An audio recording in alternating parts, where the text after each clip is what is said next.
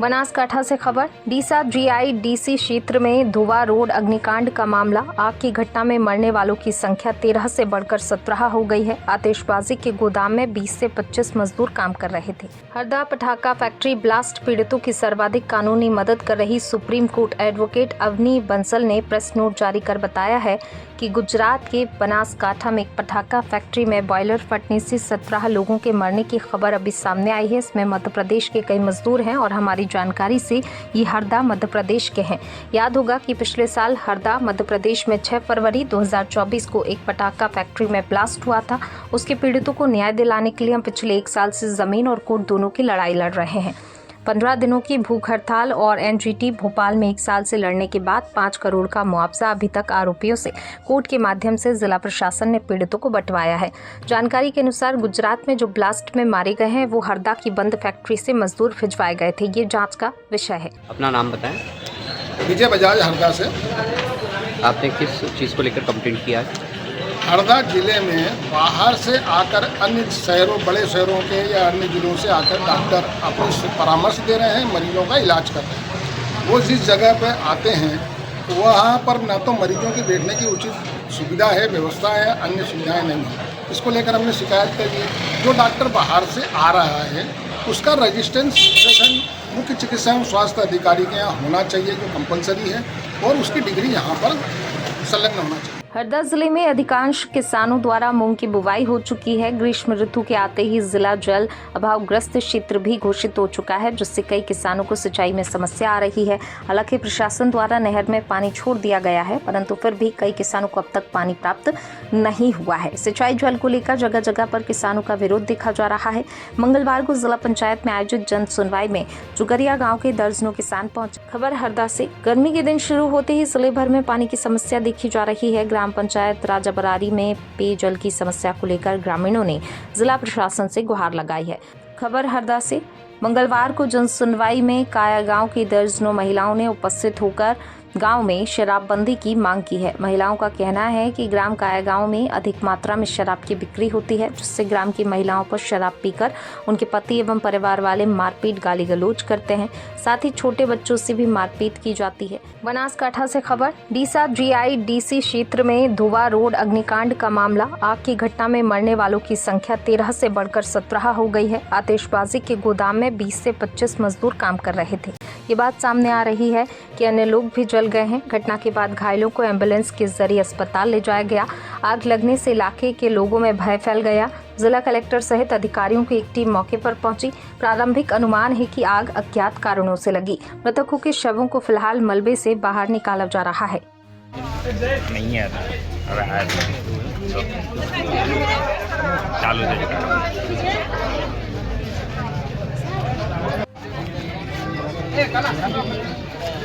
એક ખૂબ દુર્ભાગ્યપૂર્ણ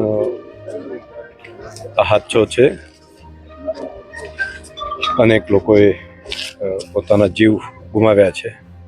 હોસ્પિટલની અંદર જે સારવાર લઈ રહ્યા છે તેમને સારવાર માટેની સૂચના બધી માનનીય મુખ્યમંત્રીશ્રી કક્ષાએથી પણ અપાઈ છે અને અહીંયા ડૉક્ટરની મિત્રો અહીંયા અને પાલનપુર બંને હોસ્પિટલોમાં સારવારની વ્યવસ્થા કરી રહ્યા છે।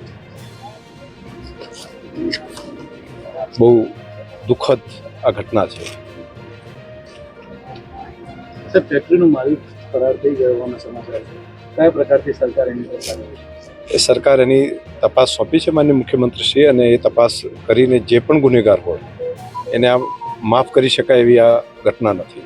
આ બહુ દુર્ભાગ્યપૂર્ણ ઘટના છે અને નિર્દોષ લોકોએ કઈ રીતે એને જાન ગુમાવ્યા એની ડિટેલ તપાસનો આવશે ત્યારે ધ્યાન ઉપર આવશે। પરંતુ મજૂરી કરતા લોકો, એવા ગરીબ લોકોએ જાન ગુમાવ્યા છે। એટલે અત્યારે હાલ તો તાત્કાલિક જે હોસ્પિટલમાં છે એમને સારવાર આપવી અને બહારથી અંદર જે દટાયેલા હતા એ બધાને બહાર કાઢવા, આ બે કામ સૌથી પહેલી પ્રાયોરિટી તંત્રએ કામ ઉપર લીધું છે। નગરપાલિકા, જિલ્લા કલેક્ટર તંત્ર, બાકીના ફાયરની ટીમ અને સ્થાનિક પ્રજાજનો બધાએ ભેગા થઈને આ કામની અંદર લાગ્યા છે અને અત્યારે પહેલી પ્રાયોરિટી મને લાગે છે કે હોવી જોઈએ। તપાસ અને બાકીનું છે એ રાજ્ય સરકાર એનો નિર્ણય કરશે. हरदा पटाखा फैक्ट्री ब्लास्ट पीड़ितों की सर्वाधिक कानूनी मदद कर रही supreme court advocate Avani Bansal ने प्रेस नोट जारी कर बताया है कि गुजरात के बनासकांठा में एक पटाखा फैक्ट्री में बॉयलर फटने से 17 लोगों के मरने की खबर अभी सामने आई है. इसमें मध्य प्रदेश के कई मजदूर हैं और हमारी जानकारी से ये हरदा मध्य प्रदेश के हैं. याद होगा कि पिछले साल हरदा मध्य प्रदेश में 6 फरवरी 2024 को एक पटाखा फैक्ट्री में ब्लास्ट हुआ था. उसके पीड़ितों को न्याय दिलाने के लिए हम पिछले 1 साल से जमीन और कोर्ट दोनों की लड़ाई लड़ रहे हैं. 15 दिनों की भूख हड़ताल और एनजीटी भोपाल में 1 साल से लड़ने के बाद 5 करोड़ का मुआवजा अभी तक आरोपियों से कोर्ट के माध्यम से जिला प्रशासन ने पीड़ितों को बंटवाया है. जानकारी के अनुसार गुजरात में जो ब्लास्ट में मारे गए हैं वो हरदा की बंद फैक्ट्री से मजदूर भिजवाए गए थे. ये जांच का विषय है. जो मध्य प्रदेश सरकार ने हरदा में गलती की वो गुजरात में नहीं होने देंगे. सबसे पहले जहां ब्लास्ट हुआ उस जगह को सील करके वहां पर तुरंत फॉरेंसिक टीम भेजी जानी चाहिए. हरदा ब्लास्ट में सरकार और प्रशासन ने ब्लास्ट के तुरंत बाद पूरे इलाके को सील कर दिया था और 4 दिन तक एम्बुलेंस ब्लास्ट साइट से मृतकों के पुर्जे ले जाती रही. इसके कारण मृतकों की सही संख्या सामने नहीं आ पाई. चूंकि मरने वाले लेबर होते हैं, उनका कोई लिखाई पढ़ाई या कागज नहीं होते और उनके परिवार वाले कोर्ट कचहरी जाने से डरते हैं. सरकार की नीयत साफ है तो सबसे पहले ब्लास्ट साइट पर फॉरेंसिक करवाइए और उसकी रिपोर्ट जनहित में साझा कीजिए. आखिर बार बार फैक्ट्री के मालिक क्यों बच जाते हैं? सिर्फ इसलिए क्योंकि उनको भाजपा के नेताओं का संरक्षण प्राप्त है. पहले हरदा मध्य प्रदेश और अब बनासकांठा गुजरात. ये पटाखा फैक्ट्री ब्लास्ट कब रुकेंगे? हरदा ब्लास्ट का आरोपी मेडिकल ग्राउंड पर अंतरिम जमानत पर है और जानकारी के अनुसार उसी ने गुजरात लेबर पहुंचाई थी. गुजरात और मध्य प्रदेश पुलिस को तुरंत इस बात की पुष्टि करनी चाहिए और सकेत कार्रवाई करनी चाहिए. केंद्र सरकार को भी ये सोचना पड़ेगा कि आखिर जगह जगह फैक्ट्री ब्लास्ट क्यों हो रहे हैं. एक्सप्लोजिव्स अधिनियम होने के बाद भी फैक्ट्री चलाने के नियमों को ताक पर क्यों रखा जा रहा है? क्या मजदूरों की जान की कोई कीमत नहीं है? हरदा ब्लास्ट के समय मुख्यमंत्री से लेकर प्रधानमंत्री तक ने पीड़ितों को उचित मुआवजा देने का वादा किया था. इस बीच प्रधानमंत्री मोदी हरदा आकर भी चले गए, लेकिन पीड़ित परिवार आज भी कोर्ट के चक्कर ही लगा रहे हैं. क्या गुजरात में हरदा का घटनाक्रम दोहराया जाएगा? कितने लोग गए थे? 14 आदमी गए थे. 14 आदमी गए थे. ये लोग कब गए थे वहाँ पे?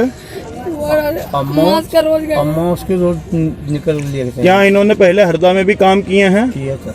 आप लोग को कैसे जानकारी लगी इनकी घटना की? ये तो अभी फोन आया, आज फोन आया सर. करीब जो वो लड़का का लग रहा था, जो दूसरा सर ने बात करी थी, सरपंच वहाँ के सरपंच ने बात करी थी कि ये लड़के भाग के चल गया है. वो 15 लोग आप ही के परिवार के थे? सब थे हमारे समाज के. ये सब हमारे परिवार ही है. बाकी 3 हमारे घर के 3 मनक थे, फिर 4 मनक. आपके घर के आपके बच्चे 4 लोग गए थे? 3 लोग. और बाकी जो थे आपके पारिवारिक बच्चे थे? हाँ. इतने लोग गए थे आज से अम्मास के दिन? अम्मास के दिन गए थे सर. बबीता, धनराज, संजय. ये आपके बेटे? मेरी लड़की का लड़का उन्हें दोनों. अच्छा. आप लोग आपका नाम बोलिए ना. कंकु भाई. और आपका नाम बाबा? राधेश्याम जी. नहीं कर रहे सर, उन्होंने कहा लड़के का दोनों. कौन है लड़की? देखिए बबीता जी. वो तो हाथ पर ऐसे सीधा बनता है.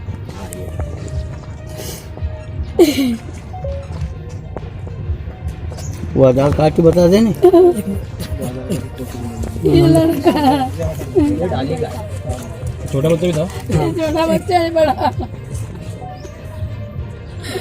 तो वो तो यहाँ से गए वो लोग सब. यही वाली है. हाँ यही. अभी खाली 2 रोज काम करा उन्होंने. ड्यूटी पे लगा था 2 रोज से कर रहे थे. ये अब भी गए वहाँ. पहले तो यहाँ अपने कोलीपुर टप्पर में जो फैक्ट्री थी यहाँ पे काम कर रहे थे. फिर यहाँ से वहाँ हाथ पिपले जुड़ गए. वो हाथ पिपले से फिर वो मुल्लू जी ठेकेदार थे इनके. मुल्लू नहीं मुल्लो. मुल्लो. लक्ष्मीबाई. कितने लोग थे आपके मोहल्ले से? 15 आदमी थे यहाँ पे. 15. वो संदलपुर फाटक है. संदलपुर फाटक के 5 आदमी थे. वो भी इन्हीं के समाज के. मालकुन का 21 और एमपी से टोटल 24 है वहाँ पे. अभी किसी से भी संपर्क नहीं हुआ. 24. 16 लोग हंडिया के. 5 लोग. 15 लोग हंडिया के. फोन नहीं उठा रहा. फोन जा रहा पर उठा नहीं रहा. अब तो हमारे जितने भी पौधे थे ना, उनके सबके पास मोबाइल है. बाकी एक के भी मोबाइल नहीं लग रहा. उसमें से एक राजेश नाम का जीवित है जी राजेश नाम का जीवित है, 3 जीवित हैं लेकिन 2 घायल हैं, एक स्वस्थ तरीके से जीवित है क्योंकि वो पानी वगैरह पीने कहीं चला गया था। आपका नाम क्या है? बिट्टू। पूरा नाम आपके पापा का नाम? सत्यनारायण। बिट्टू नायक। और राजेश और बिट्टू तुम दोनों भाई हो? और अभी तुम यहाँ फैक्ट्री में कहाँ पे थे? फैक्ट्री के अंदर हाँ। जैसे ब्लास्ट हुआ हम सब भागे। कहाँ से थे आप? आप कहाँ से हो? हम इंडिया से। हंडिया के ही हो? पहले कहाँ काम करते थे आप? पहले हम यहाँ पे पूजा का काम करते थे। भाई वो भी पटाखे की फैक्ट्री थी? हाँ। आपकी उम्र कितनी होगी?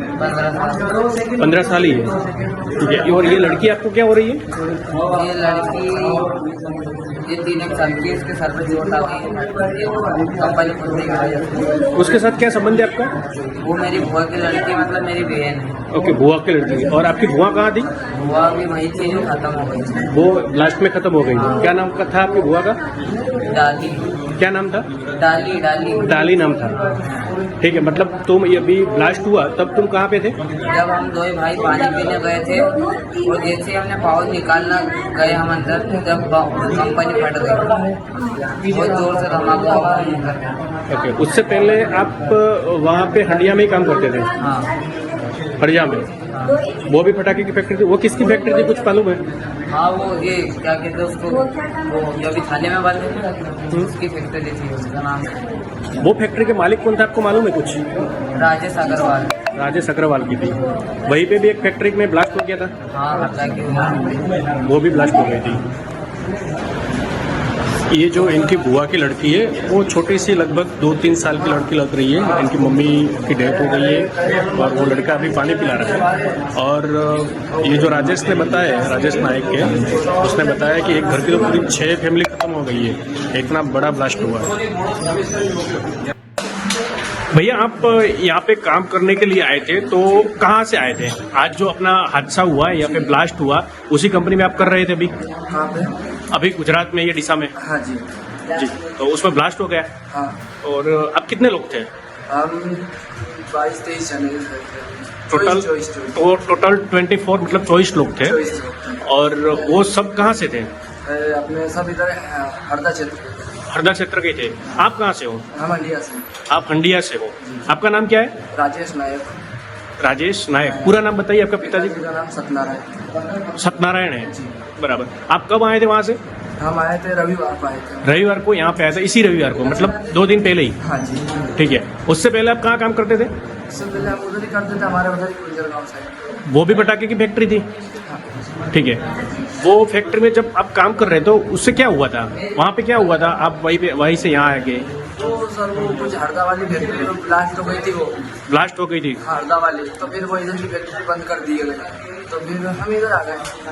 ठीक है। वो फैक्ट्री किसकी थी, वो आपको पता कुछ? राजेश अग्रवाल ऐसा कुछ नाम सुना होगा, बाकी हो सकता किसी के हो। हम तो ठेकेदार के बस उसमें अंडर में काम करते हैं। ओके। जो कंपनी का नाम सुनने में आपको आया है वो राजेश अग्रवाल की कंपनी थी, ऐसा नाम सुनने में आया है? सुनने में तो आया था। हाँ। और आप तो यहाँ पे आए हैं, तो आपको लेके कौन आया यहाँ पे? यहाँ पे हमारा ठेकेदार है। क्या नाम है इसका? लक्ष्मी। लक्ष्मी करके लेडीज है? उसका पूरा नाम आपको मालूम है? नहीं मालूम है। और आपके साथ में आपका कोई नजदीक का है, कोई भाई है, कोई ऐसा कोई है? यहाँ पे? हाँ, आए थे जो अभी मर गए। आप बता रहे हैं कि मेरे भाई भी यहाँ पे मर गए। मेरा भाई है ना, मेरा मुझसे छोटे वाला भाई है। तुम्हारा से छोटा है? हाँ। वो उसका क्या हुआ? डेट हो गया उसका डेथ हो गया। उसका नाम क्या था? विष्णु। विष्णु। और आप जितने लोग साथ में थे, आपको जितने लोगों का नाम पता है सिर्फ मेरे को उतना ही बताइए। उनके पिताजी के नाम के साथ बताइए। पिताजी के नाम के साथ में क्या, अभी हमारी एक बुआ थी, हमारा फूफा जी गाँव है। उसका क्या नाम था आपकी बुआ जी का? बुड्ढी भाई। बुड्ढी भाई। उनका पिता का नाम? बच्चे थे, 3 डेथ हो गए। इनका 3 बच्चे भी डेथ हो गए? वो लेडीज भी डेथ हो गई। ओके। तुम्हारी बुआ कौन से गांव की थी? वो भी हंडिया की। वो भी हंडिया की थी। और कोई नाम बताइए। और एक हमारे यहाँ से बबीता जी थी, उनका हस्बैंड का नाम है संतोष। संतोष। वो भी डेथ हो गया? नहीं, वो तो घर ही है, उनके मम्मी का इलाज चल रहा था तो वो घर ही था। ओके। बाकी उसकी बीवी आई थी, तो उसकी बीवी और 2 लड़के थे, उनका भी डेथ हो गया। उनका भी, उसकी बीवी और उनके 2 लड़कों का डेथ हो गया। उनका क्या नाम था? उसका नाम क्या था? किसका? जो बच्चों का हाँ, एक का नाम धनराज था, एक का नाम संजय था, एक का नाम धनराज और एक का नाम संजय, और वो उनकी मम्मी का नाम बबीता जी। बबीता जी था। और किसी को जिनको पहचानते हो? मेरी एक और बुआ है छोटी, डाली नाम की। क्या नाम है? डाली, उसका हस्बैंड का नाम है राकेश। राकेश। उसकी एक लड़की है, 4-5-6 साल की लड़की, उसकी डेथ हो गई, और वो दोनों हस्बैंड वाइफ दोनों डेथ हो गए। ठीक है। अभी जो जितने लोग अभी मरे हैं 22, 23, 24 लोग, यहाँ पे आंकड़ा इसको बॉडी मिली है, हमको लगा उससे हिसाब से 20 जितने लोग मिले हैं। ठीक है, तो सरकार ने कोई आपसे वादे किए, क्या देंगे वो मरना? अभी देखो सब देना तो चाहिए, अभी तो गरीब इंसान है, हम भी नहीं दे सकते। देखो सरकार ने अभी मेरे ख्याल से मेरे समझ में आया तब तक आपको 4.5 लाख रुपया जो लोग मरे इनके परिवार को देने के वादे किया है। 4 लाख में क्या होता है, जवान इंसान जाएगा हमारे, गरीबन तो 10-50 लाख तो मिलना चाहिए एक इंसान को। अभी एक घर से 4-5 फैमिली गई है, एक घर से तो 6 फैमिली गई है पूरी, तो एक घर में तो पूरा ताला ही लगा है, इसका कुछ नहीं है, उसका तो कुछ नहीं बचा। जिसकी 6 फैमिली गई है, 6 फैमिली गई है। उनका नाम बता सकते हो? हाँ, उसका लड़के का नाम याद है मुझे, और लड़के का पापा का नाम याद है, जिसकी डेथ हो गई उसके पापा की। वो जिसकी 6 फैमिली गई है, हाँ, वो कहाँ से थे?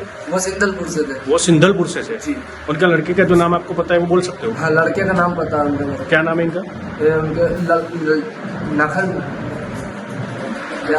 नखल, इसका पिताजी का कोई नाम था? उनका पिताजी का नाम था, उसका वो था गंगाराम। गंगाराम है। ठीक है, तो आप सरकार से क्या आशा रखो, कितने पैसे चाहिए, मुआवजा मिलना चाहिए? फैमिली देख लो आप खुद ही के कितना नुकसान हुआ है। हमारे तो भाई चले गए, सब भाई बहन ही थे, पूरा परिवार ही था मेरा, तो चाचा, बुआ, भतीजा, भाई। आप सरकार से क्या मांग रखते हो? मांग क्या है सर, ये 40-50 लाख तो मिलना चाहिए, जब तो जाएंगे, नहीं तो कैसे जाएंगे। ठीक है, जब तक सरकार आपको पैसा नहीं देती है, मुआवजा नहीं देती है, तब तक आप यहाँ ही रहोगे? रुकेंगे वो। ठीक है, आपका भाई की बॉडी यहाँ पे ही है? भाई की बॉडी यही है मेरी, 22-23 जने खत्म हुए। ठीक है, आपका नाम फिर से एक बार बोल दीजिए। राजेश नायक। राजेश सत्यनारायण नायक। अरे जो वहाँ जो गए वहाँ पे जो हमारा परिवार पूरा खत्म हो गया है। वो जो ये शासन जो है, कोई परिवार को हमारा हाथ नहीं लगा है। हम इंदौर आ चुके हैं, हम वहीं पे गुजरात आ रहे हैं, हम वहाँ से आगे कोई हाथ नहीं लगाए, शासन प्रशासन कोई हाथ नहीं लगाए। हम आगे हमारे बच्चे को हम हाथ लगाएंगे, किसी को हाथ लगाने की जरूरत नहीं देंगे। हम क्या खुद आ रहे हैं, स्वयं आ रहे हैं, गाड़ी करके आ रहे हैं, हमारे बच्चे को हमारे शासन प्रशासन कोई भी हाथ नहीं लगा सकता है। हम खुद आ रहे हैं वहाँ पे, हम इतनी पहचान कर रहे हैं, हम खुद आके हमारे बच्चे उनको हाथ लगाएंगे। ये हमारा कहना है, सरकार से निवेदन है, हाथ जोड़ के शासन से निवेदन है। ये कुछ भी काम नहीं करेगा हमारा है, हमारे बच्चे उनको कोई भी हाथ नहीं लगाएगा। हम गाड़ी लेकर के इंदौर आ चुके हैं, इंदौर से थोड़ी बहुत दूर और बचे हैं, हम आ रहे हैं। बस जब तक हम नहीं आए, हमारे बच्चे को कोई भी हाथ नहीं लगाएगा। સહિતના મૃત્યુ થયા, આ બધા જ પ્રકરણોના પીડિતોએ ન્યાય માટે યાત્રા કરવી પડી હતી। આ રાજ્યની સરકારનું વલણ આવા મોટા કાંડો સર્જાયા બાદ મીડિયા અને વિપક્ષનું અને પીડિત પરિવારોનું પ્રેશર ક્યારે ઘટે એની રાહ જોવા સિવાય રાજ્યની સરકાર કંઈ કરતી નથી। આ પીડિત પરિવારોને રકમમાં વળતર તરીકે જાણે એક મનુષ્યના જીવનની કિંમત ગુજરાતમાં 4 લાખ નક્કી કરેલી હોય એમ તમે મરી જાઓ અને 4 લાખ લઈ જાઓ, એવો સરકારનો એટીટ્યુડ છે। ક્યાંય ફાસ્ટ ટ્રેક કોર્ટમાં ટ્રાયલ ચલાવવી, કસૂરવાર આરોપી સાબરમતી સેન્ટ્રલ જેલના સળિયા ઘડતા હોય, મહિના સુધી એમને જામીન ના મળે, આવી કોઈ પરિસ્થિતિનું ન્યાય મળે એવી કોઈ પરિસ્થિતિનું નિર્માણ રાજ્યની ભાજપ સરકાર કરી શકી નથી। આ ડીસાના ગોડાઉનના પ્રકરણમાં પણ બાળકો સહિત 21 લોકોના મૃત્યુ થયા। અમને મળેલી શુદ્ધ જાણકારી પ્રમાણે કેટલાક એમાંના શ્રમિકો એ હરદા મધ્યપ્રદેશના હતા અને મધ્યપ્રદેશના હરદામાં પણ એક ફેક્ટરીમાં પ્રમાણે આગ લાગી હતી। અમારી ટીમની એક સાથી અવની બંસલે ત્યાં મહિનાઓ સુધી સંઘર્ષ કર્યો, પણ હજી સુધી પૂરો ન્યાય મળ્યો નથી।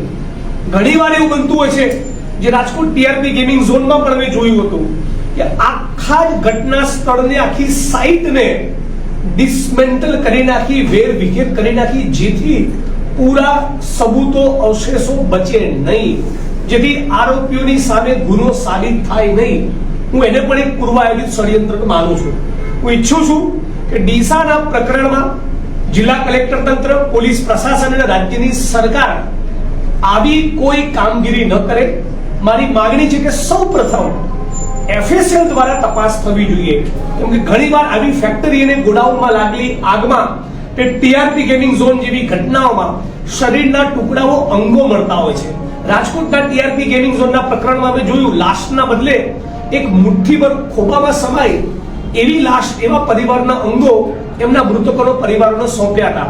એટલે આવા શરીરના અંગોને લાશમાં નહીં ગણવા, જેથી આંકડો મોટો ન જણાય, એવી પણ ઘણીવાર સરકાર હરકત કરતી હોય છે. એટલે મારી માંગણી છે પહેલી કે FSL દ્વારા આખી સાઇટની જ્યાં બ્લાસ્ટ થયો, જ્યાં આગ લાગી, જ્યાં એક્સિડન્ટ થયો, એની FSL દ્વારા તપાસ થવી જોઈએ.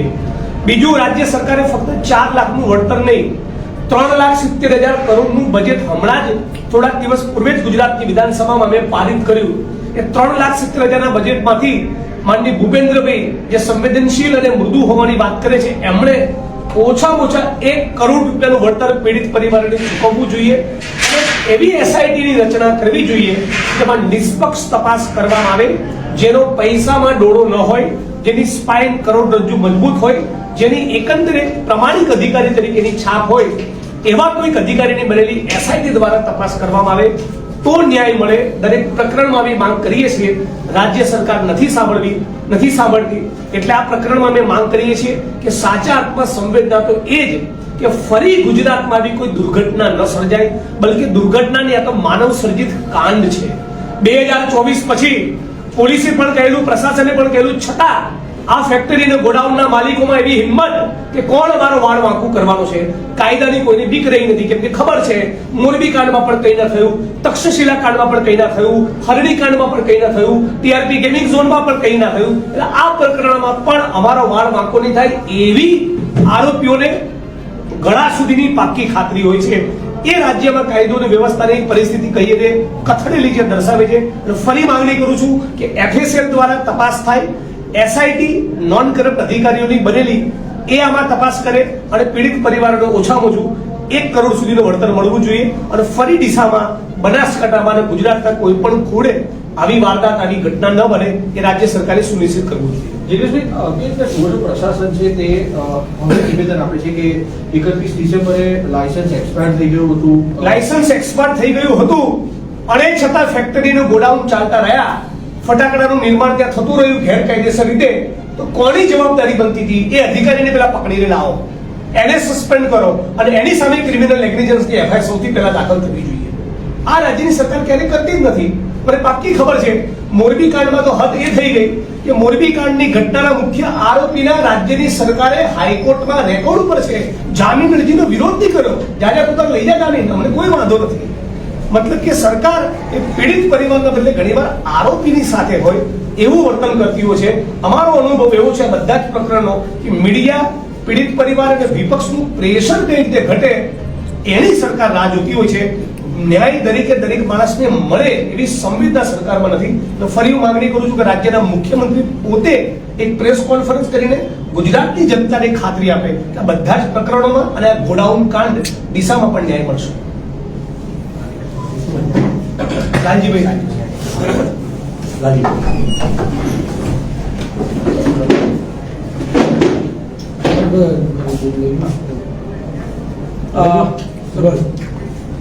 મિત્રો, જિગ્નેશભાઈએ જે વાતથી અહીંયા આપ સૌને વાકેફ કર્યા, આજે હું બનાસકાંઠા જિલ્લામાં હતો, રસ્તા આવતા સમાચાર મળ્યા કે આવો બ્લાસ્ટ થયો એટલે તરત જ ત્યાંના સ્થાનિક એ જ ગામમાં રહેતા લોકોને, ડીસાની નજીકમાં રહેતા લોકોને પૂછ્યું કે શું છે. એમણે જ્યારે કહ્યું કે 30 થી વધારે લોકો. अपना नाम बताएं. विजय बजाज, हरदा से. आपने किस चीज़ को लेकर कंप्लेंट किया? हरदा जिले में बाहर से आकर अन्य शहरों, बड़े शहरों के या अन्य जिलों से आकर डॉक्टर अपनी परामर्श दे रहे हैं, मरीजों का इलाज कर रहे हैं. वो जिस जगह पर आते हैं वहाँ पर न तो मरीजों की बैठने की उचित सुविधा है, व्यवस्था है, अन्य सुविधाएं नहीं है. इसको लेकर हमने शिकायत करी.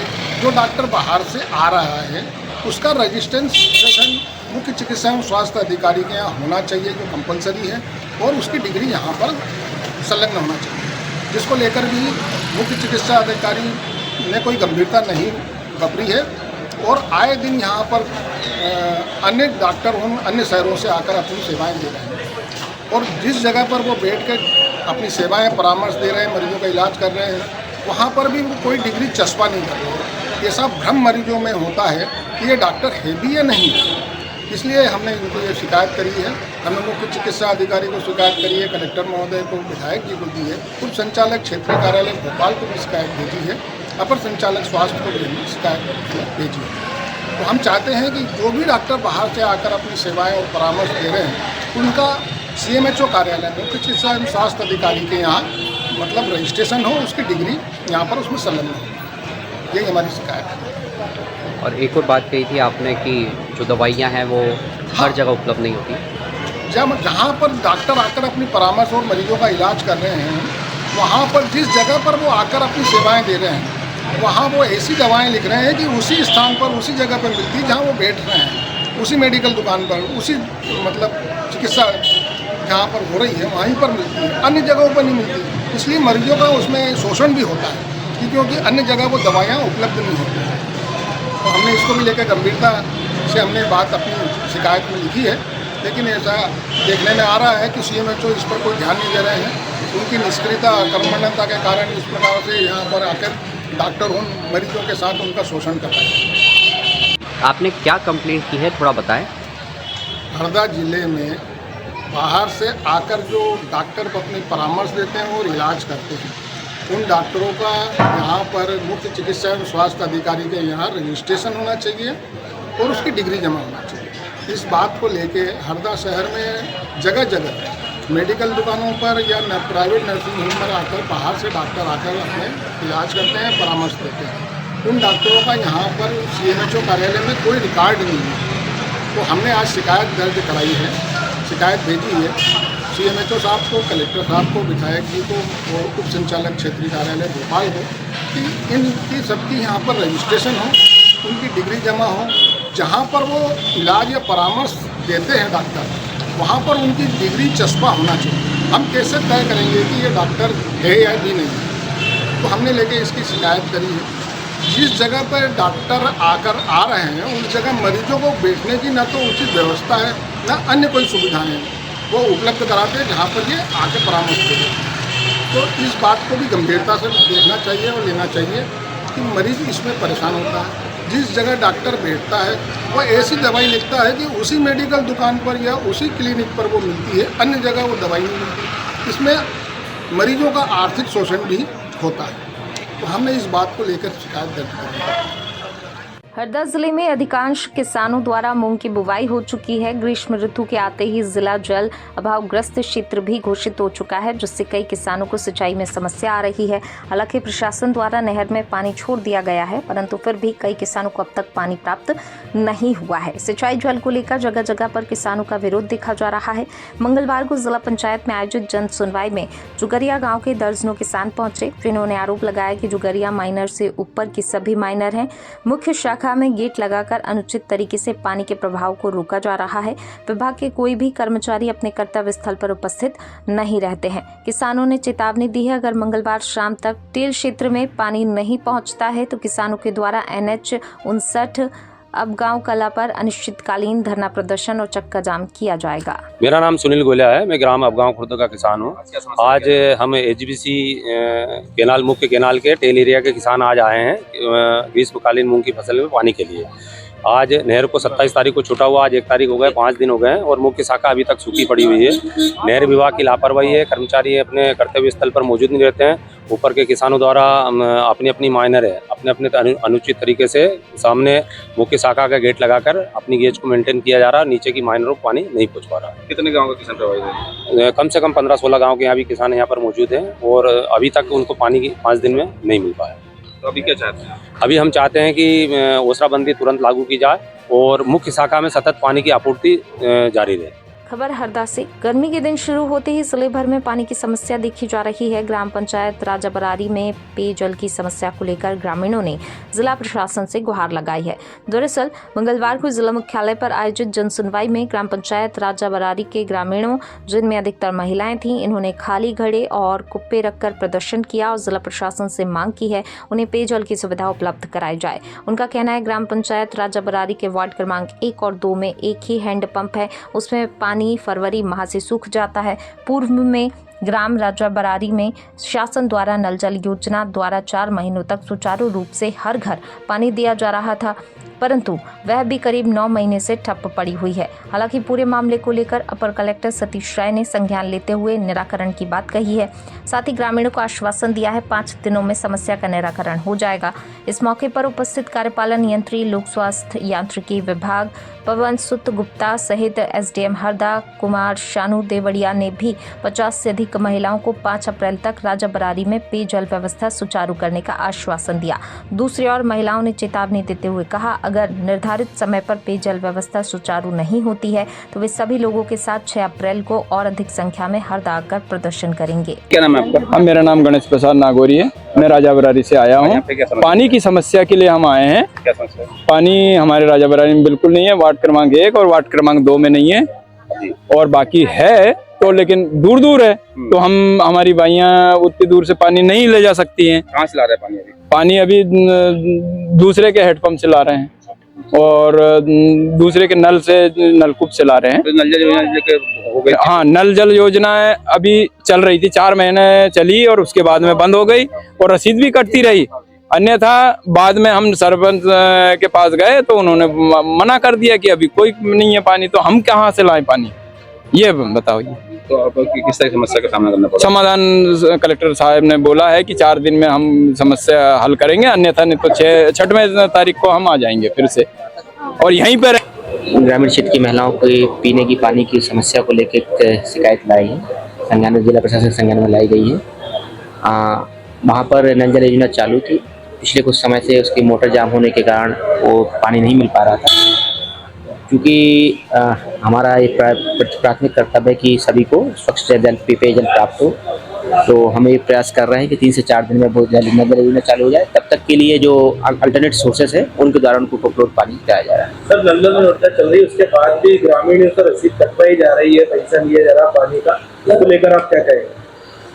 नल जल योजना का जो है पानी मिल रहा है उसकी वसूली की जा रही है, जल कर की वसूली की जा रही है। सुधार करने के जो प्रावधान का सुधार लंबे समय से पानी हमारे संज्ञान में अभी आया, तो हम कोशिश कर रहे हैं कि within this week complete हो जाए। सर, कब से योजना चालू है नल जल योजना का? खबर हरदा से। मंगलवार को जनसुनवाई में काया गांव की दर्जनों महिलाओं ने उपस्थित होकर गांव में शराबबंदी की मांग की है। महिलाओं का कहना है कि ग्राम काया गांव में अधिक मात्रा में शराब की बिक्री होती है, जिससे ग्राम की महिलाओं पर शराब पीकर उनके पति एवं परिवार वाले मारपीट गाली गलौज करते हैं। साथ ही छोटे बच्चों से भी मारपीट की जाती है। काया गांव के कई छोटे बच्चे भी शराब के आदी हो रहे हैं। महिलाओं का ये भी कहना है कि पूर्व में पुलिस को सूचना भी दी गई, लेकिन कोई कार्रवाई नहीं की जाती है। काया गांव में करीब 7 जगहों पर शराब बेची जाती है, जिसकी सूची भी महिलाओं ने प्रशासन को प्रस्तुत की है। कहाँ रहते हो? आज जनसुनवाई आए हो, क्यों आए हो? दारू लेने आए हो? दारू बंद करवाएंगे सर।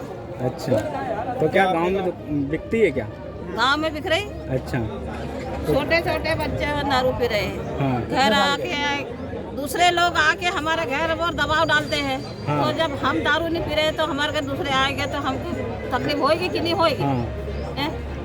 कितनी जगह बिक रही है? 6-7 जगह बिक रही। वो तो 6-7 जगह बिक रही है। पट्टा भी चलता क्या?